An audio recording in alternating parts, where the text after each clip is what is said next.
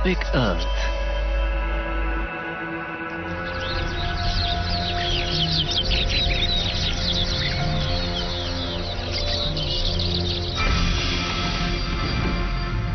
बारिश की वजह से हजारों विल्डबीस्ट पूर्वी अफ्रीका में चल पड़े हैं। अंडूडू के मैदानों में उनके बड़े झुंड जमा हो गए हैं और उनके पीछे चले आए हैं खतरनाक हमलावर।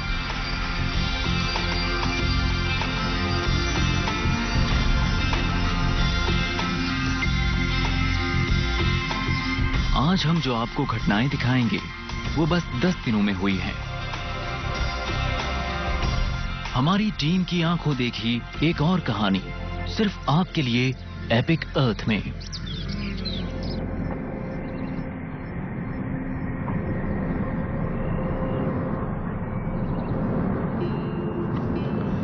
सेरेंगेटी का इलाका इतना खुला खुला है, इसलिए ये मेरे लिए खास है।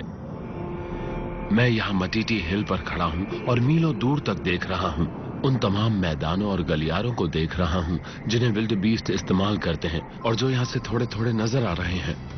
यहाँ ऐसा लगता है मानो ये इलाका स्टेज है जहाँ तरह तरह की गतिविधियां शुरू होने वाली हैं। इन मैदानों पर छोटे छोटे धब्बे नजर आ रहे हैं। ये चरने वाले जानवरों के झुंड हैं जो ताजा हरी घास पर जमा हैं। आसमान में गिद्ध मंडरा रहे हैं और उन पर किसी का ध्यान नहीं जाता। असल में ये शिकार और लाशों की तलाश में होते हैं। सेरेंगेटी में चरने वाले जानवर हमेशा की तरह दूर क्षितिज तक फैले हुए हैं, जबकि कुछ और जानवर हैं जो इस सफर में साथ निभा रहे हैं। ज़ेब्रा विल्डबीस्ट के पीछे पीछे चलते हैं, बहुत संभल संभल कर। एलन जैसे चरने वाले बड़े जानवर भी अपना झुंड बनाते हैं।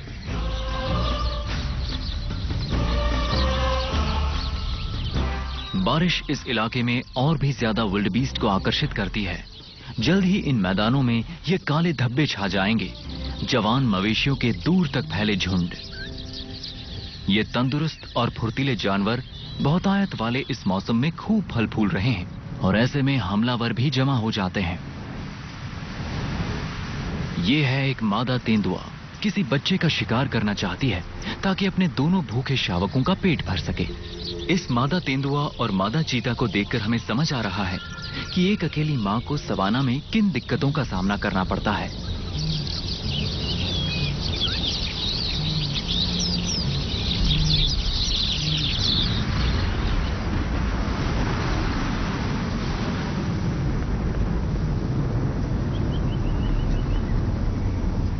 इस कहानी का सबसे अहम पहलू है एनगोरोंगोरो पहाड़ों पर बादलों का जमा होकर आगे बढ़ना। ये बादल करीब साल भर से तपती इस सरजमीन पर सुकून भरी बारिश लाएंगे।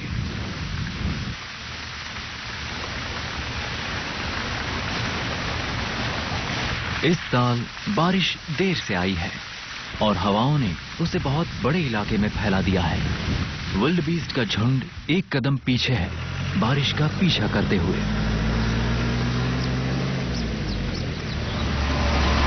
तेज बारिश से काफी फिसलन हो गई थी और गाड़ी चलाना मुश्किल हो गया था। हमारे पास पुरानी लैंड रोवर थी, इसलिए हम कीचड़ भरे गड्ढों में से भी आगे बढ़ते रहे और फंसे नहीं।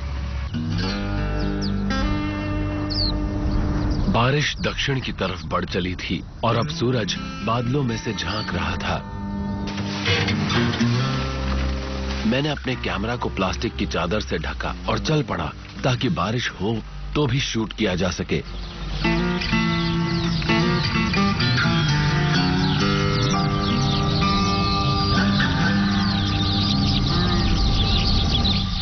घास पर जो ताजा नमी है उसके बीच बछड़ों का पैदा होना शुरू हो गया है। पैदा होने के कुछ ही मिनटों में वो दौड़ने भी लगते हैं और इसकी एक खास वजह भी है।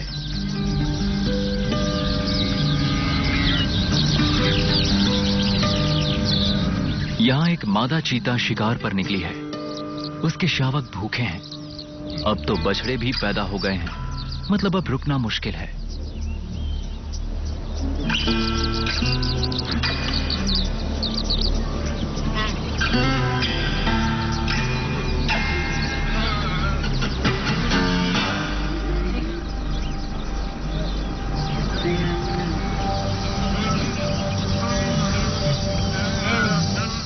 उसने एक भटके हुए बछड़े को चुन लिया है।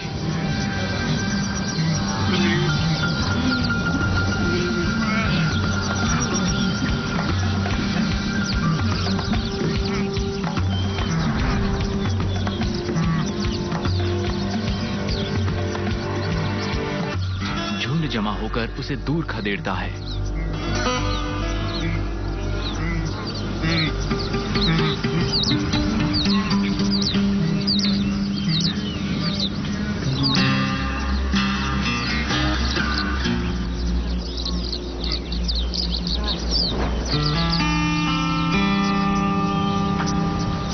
हालांकि सेरेंगेटी जैसे इलाके चीते के लिए बिल्कुल सही पर्यावास है, पर आप इससे समझ सकते हैं कि बिल्ली प्रजाति के सभी जीवों में से सबसे ज्यादा इन्हीं के बच्चे मरते हैं। मादा अपने भूखे और लाचार शावकों के पास लौट आई है।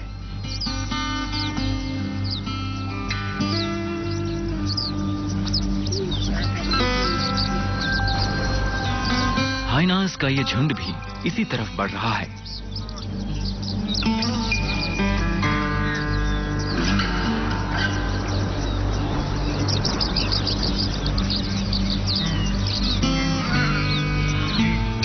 विल्डबीस्ट और चरने वाले बाकी जानवरों को साल के ज्यादातर वक्त बहुत कम खाने को मिलता है, इसलिए इन मैदानों में लौटना मायने रखता है।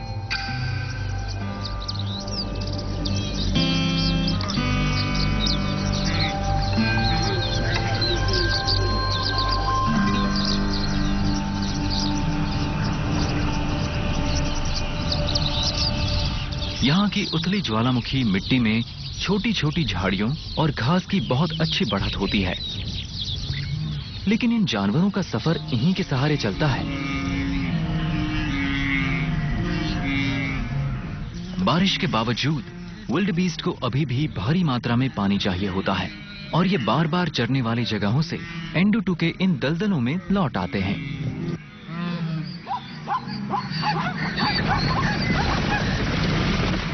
ऐसी जगहों पर अपनी मां से चिपके रहना कभी कभी जीने मरने का सवाल बन जाता है।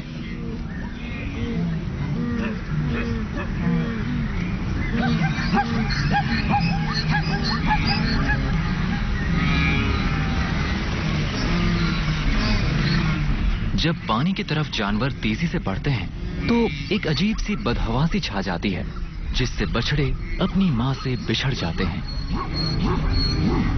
करीब 2 फुट की ऊंचाई वाले ये बछड़े ऊंची घास में नजर तक नहीं आते।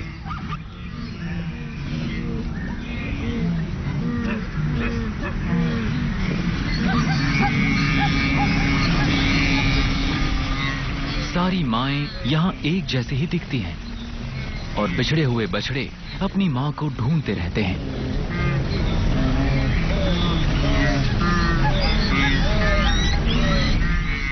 पीछे छूट जाने का डर अब जैसे हकीकत में बदल चुका है।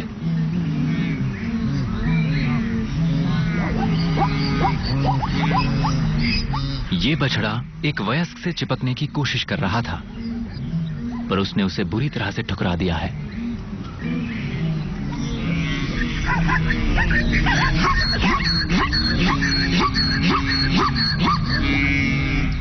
परेशान होकर नन्हा सा बछड़ा अब ज़ेब्रा की तरफ बढ़ गया, पर यहां भी किसी ने उसकी परवाह नहीं की।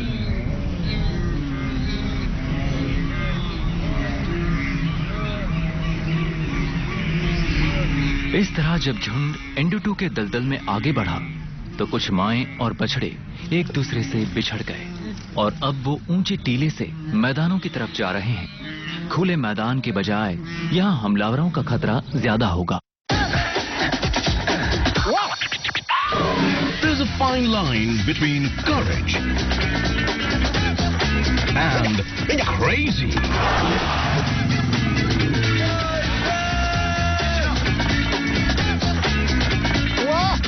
The wackiest animal expert on TV, crossing all kind of boundaries. Wild Frank सोमवार से शुक्रवार रात 10 बजे एनिमल प्लैनेट पर। Whether it's the World Cup or the World Wide Web, be prepared with the best team. So get the GoDaddy online. चल रहे और सफर कर रहे विल्डबीस्ट में बहुत अजीब सा विरोधाभास नजर आता है। सफर करता हुआ झुंड एक साथ रहता है और अपनी धीमी चाल से आगे बढ़ता है और विल्डबीस्ट का दूसरा झुंड भी इनसे आकर मिल जाता है।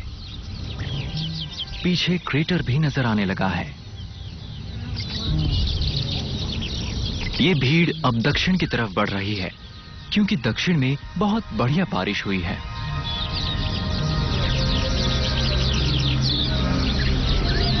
घास चरने वाले इन जानवरों में ज़ेब्रा सबसे समझदार होते हैं क्योंकि ये विल्डबीस्ट के साथ एक ही चारागाह में मौजूद होते हैं, इसलिए सबसे पहले खतरे का एहसास इन्हीं को होता है। जैसे इस ज़ेब्रा ने एक हमलावर को देख लिया है।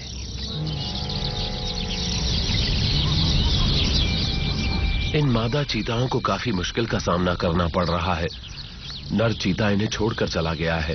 अब इन्हें अपने शावकों को भी पालना है, एक साथ शिकार भी करना है और शावकों की देखभाल भी करनी है। यहाँ हमें समझ में आ रहा है कि मादा चीता शिकार करते हुए भी ये ध्यान रखना चाहती है कि वो अपने शावकों से बहुत दूर न चली जाए।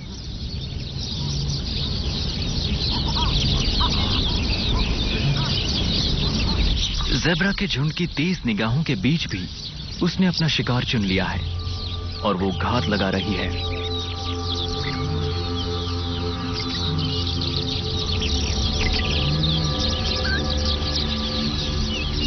नन्हे जानवरों को मारना आसान होता है, बस एक बार वो अपने झुंड से बिछड़ जाएं।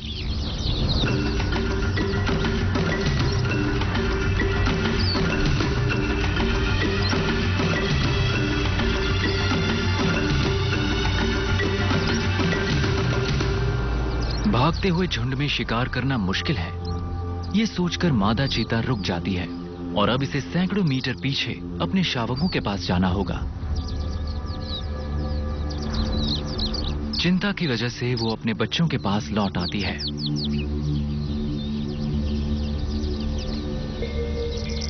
चीता के इस परिवार को देखकर काफी तकलीफ हुई। 3 दिन से इन्हें कुछ खाने को नहीं मिला था। शावक बढ़ने की उम्र में है, इन्हें खाना तो चाहिए पर ये शिकार नहीं कर सकते।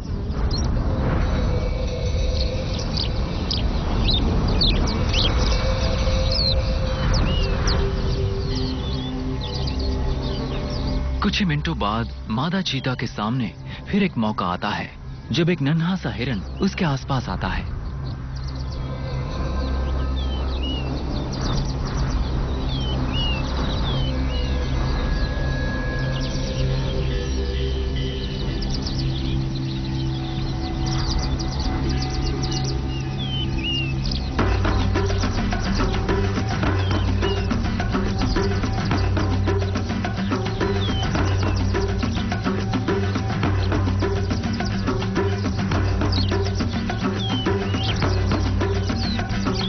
शिकार में नाकाम होने के साथ साथ ये मादा चीता अपने बच्चों से काफी दूर निकल आई है।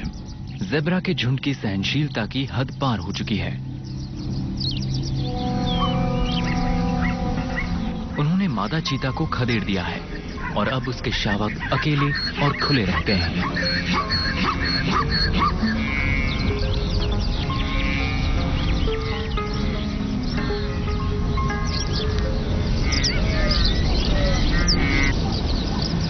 ज़ेब्रा ने मादा चीता को खदेड़ दिया है और शावकों के बीच घबराहट फैल गई है।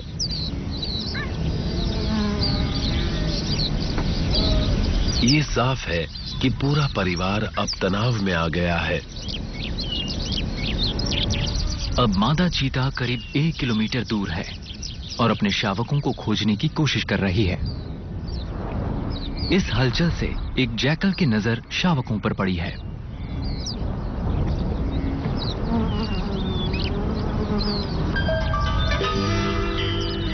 इस मादा चीता की समझदारी रंग लाई। थोड़ी देर के तनाव के बाद परिवार फिर से मिल गया और वो खुश हैं।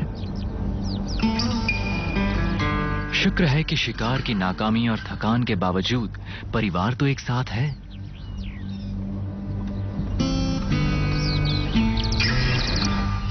हर दिन नाकामी के साथ साथ उनका काम मुश्किल बनता जा रहा है। चरने वाले जानवरों की इस बहुतायत का इसे पूरा फायदा उठाना है क्योंकि ये हमेशा के लिए नहीं है।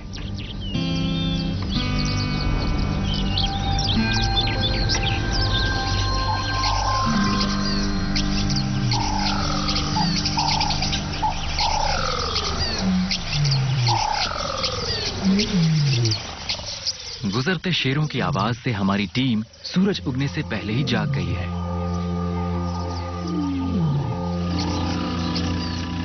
हम उनकी तलाश में लेक मासेक के निचले इलाके में आ गए हैं ताकि उन्हें फिल्मा सके।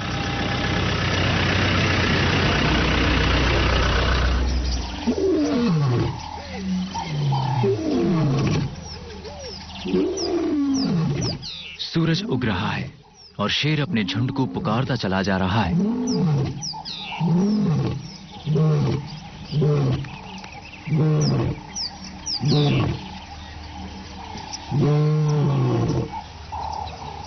वो कान लगाकर सुन रहा है, शायद झील के उस पार से उसके परिवार में से किसी का जवाब आ जाए।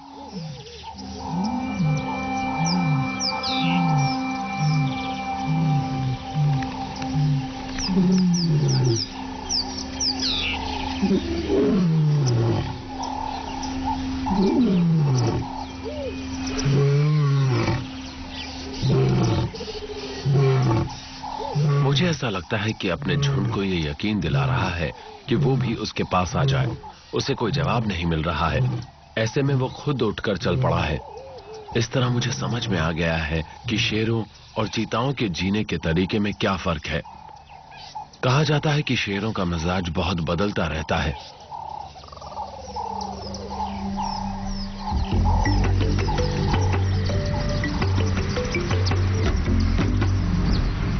जंगल और खुले मैदान की सरहद वाले इलाके में कुछ ऐसे जानवर नजर आ जाते हैं जो अक्सर घास के मैदानों में दिखाई नहीं पड़ते। एक बहुत ही हिम्मती मादा तेंदुआ यहां छाया में सुस्ता रही है, जबकि इसका शावक बेचैन है।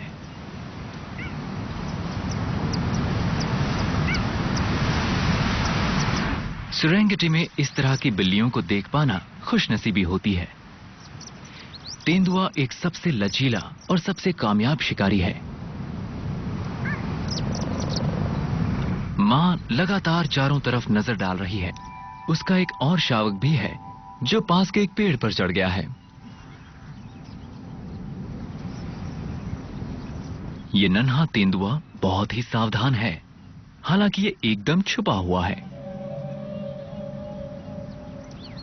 चीता और तेंदुए के बीच का फर्क इस जानवर के मूड से समझा जा सकता है।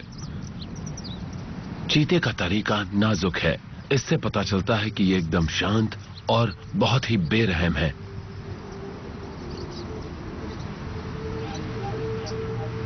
जबकि दूसरी तरफ तेंदुआ है जो सब कुछ छिपा कर रखता है।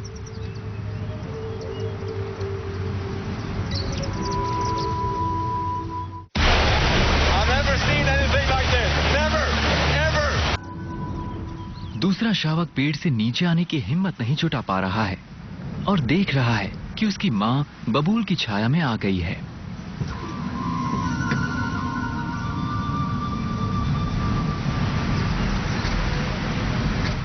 हमें यह पता चला कि इस तेंदुए का एक पूरा परिवार है और ऊपर कांटों में विल्ड बीस्ट का एक अधखाया बछड़ा भी लटक रहा है ताकि मुर्दाखोर उसे हड़प ना सके।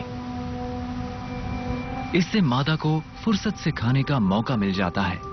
ये कई दिनों तक अपना खाना बचाकर रखती है और उस बछड़े की लाश को पहचानना मुमकिन नहीं है। तेंदुए ने तो अपना घर व्यवस्थित कर लिया है, जबकि शेरनी अंडुटू में दलदली सपाट इलाके में ज़ेब्रा की तलाश में निकली है और लगता है कि ये सूझबूझ भूल चुकी है।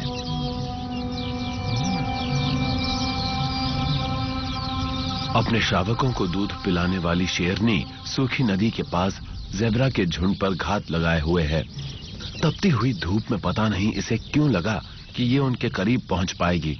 मुझे नहीं पता, ज़ेब्रा पहले ही सतर्क थे, पर शेरनी ने दिन की रोशनी में उन पर जोरदार हमला कर दिया।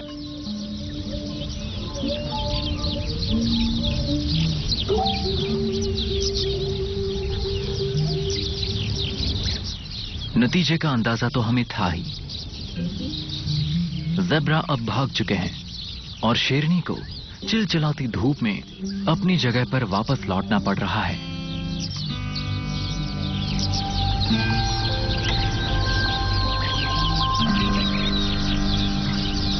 यहाँ हमने फुर्तीले चीतों को देखा है और शेरों को भी। उनके सामने शेर एकदम आलसी लगते हैं।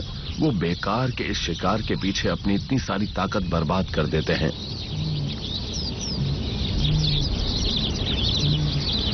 असल में इन्हें झुंड में शिकार करने की आदत है जो इन्हें कामयाब भी बनाती है।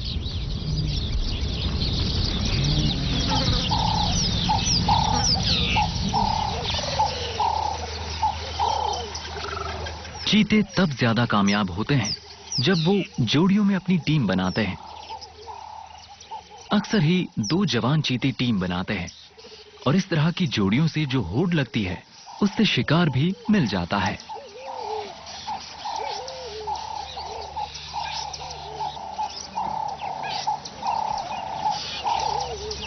चीतों के इरादों को समझना उतना मुश्किल नहीं है।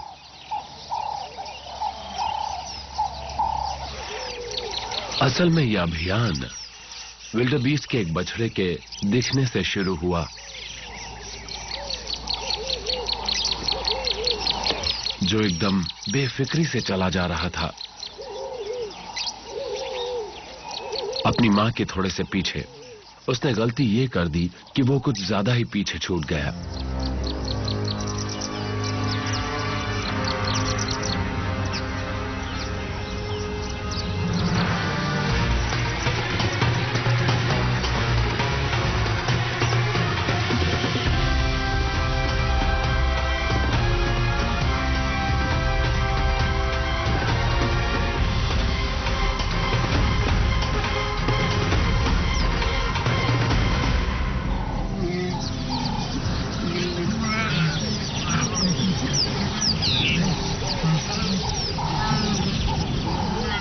ज़ेब्रा भी ये सब देख रहे हैं और इस बीच दोनों चीताओं ने इस नन्हे विल्डरबीस्ट को और तेजी से खाना शुरू कर दिया।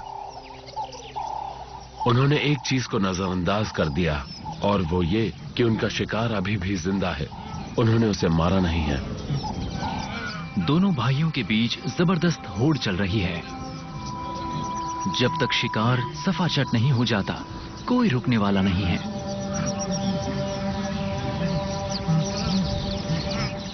और आखिरकार किसी एक को यह काम तो करना ही पड़ता है।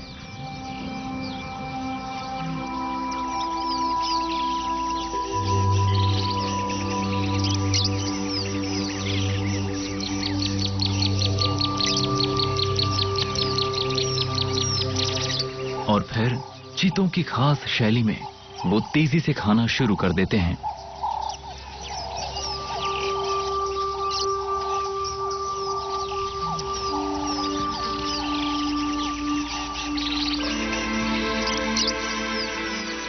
एंडुटू के आसपास 10 दिनों में जो कुछ भी हमने देखा उससे हमें पता चला कि इन मैदानों में कितनी हरियाली और कितनी विविधता है। विल्डबीस्ट का ये सफर आज भी दुनिया की सबसे हैरत भरी घटना है। इन्हीं पर टिके होते हैं हमलावर, मुर्दाखोर, जानवरों के दूसरे झुंड और खुद ये मैदान भी। हाइना दूर से झुंड को उत्तर में सैरोनीरा की तरफ जाते हुए देख रहा है, जबकि शेर तो गर्मियों का यह मौसम एंडुटू के दलदल के आसपास ही बिताएंगे। लेकिन चीता जो अपने 3/4 शावकों को 2 महीने की उम्र से ही खो देता है, उसके लिए जिंदगी हमेशा कठिन है। ये खुद को हालात के हिसाब से ढालने में काफी गलती करते हैं और उसे भुगतते हैं। ये इन मैदानों के कैदी हैं और यही इनका पालनहार है।